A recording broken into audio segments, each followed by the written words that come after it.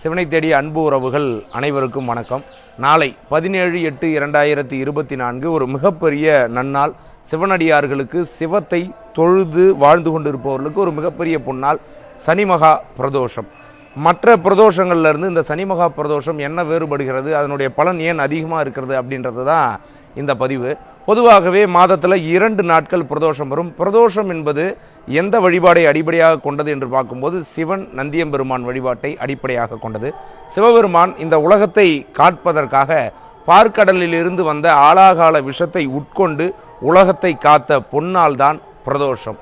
ஆனால் சனிமகா பிரதோஷம் ஏன் மாறுபடுகிறது, ஏன் உயர்நிலையாக கருதப்படுகிறது அப்படின்னு நம்ம பார்த்தோம்னா, சிவபெருமான் ஆலகால விஷத்தை உட்கொண்ட கிழமை சனிக்கிழமை. அது மட்டுமல்ல, அவர் உட்கொண்ட நேரம் என்பது இந்த 4:30 மணி முதல் 6 மணி அளவு.